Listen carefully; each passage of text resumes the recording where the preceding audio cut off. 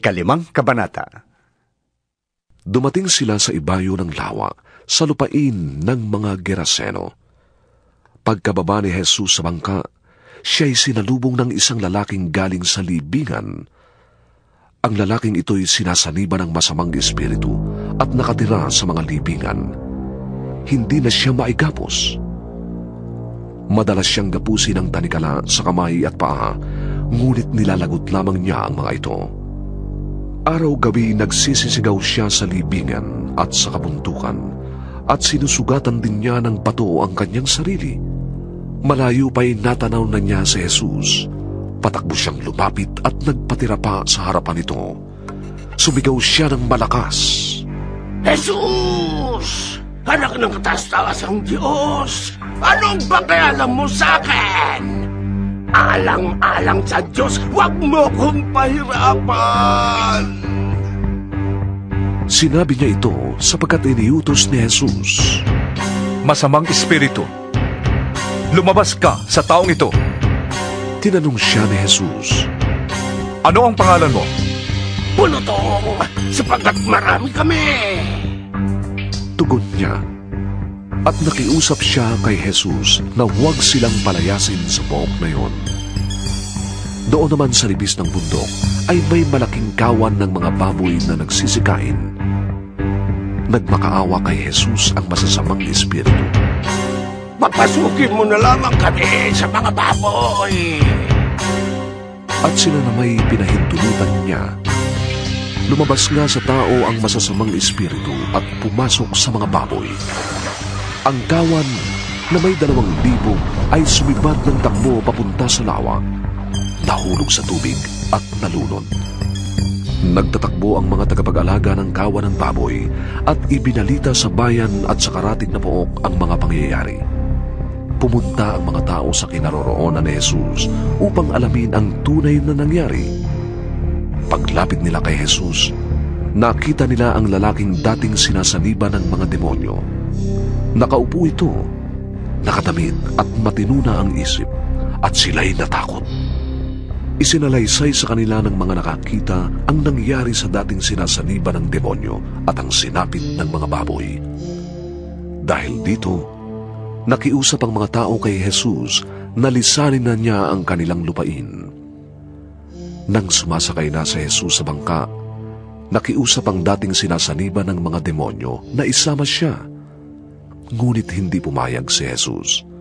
Sa halip ay sinabi niya sa lalaki, Umuwi ka at sabihin mo sa iyong mga kamag-anak ang lahat ng ginawa sa iyo ng Panginoon at kung paanong nahabag siya sa iyo.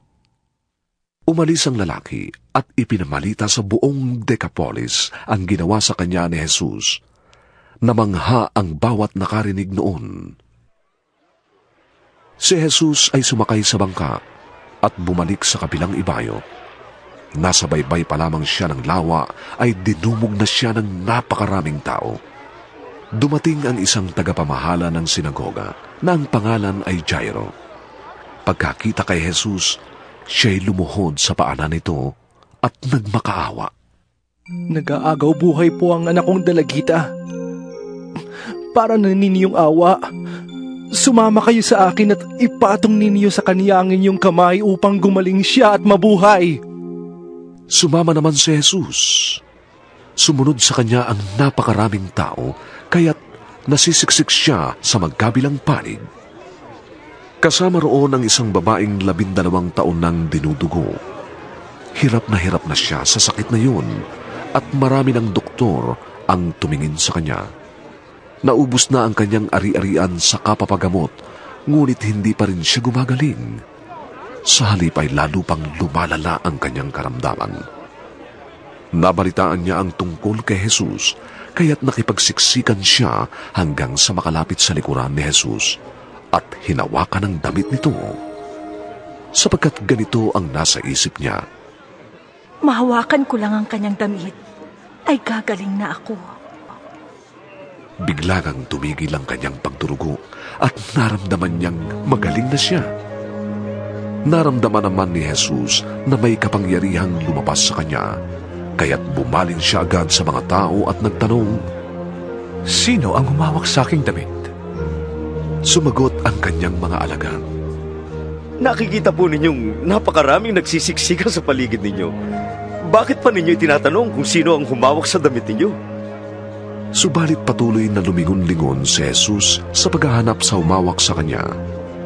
Palibhas ay alam ng babae ang nangyari. Siya'y nanginginig sa takot na lumapit kay Jesus. Nagpatira pa at ipinagtapat ang buong katotohanan. Sinabi sa kanya ni Jesus, Anak, pinagaling ka ng iyong pananalig. Umuwi ka na at ipanatag mo ang iyong kalooban. Ikaw ay magaling na. Habang nagsasalita si Jesus, may ilang taong dumating mula sa bahay ni Jairo. Patay na po ang anak ninyo. Sabi nila. Huwag na po ninyong abalahin ang guro. Ngunit hindi pinansin ni Jesus ang kanilang sinabi.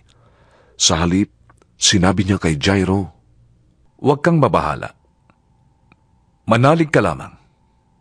Wala siyang isinama kundi si Pedro at ang magkapatid na Santiago at Juan.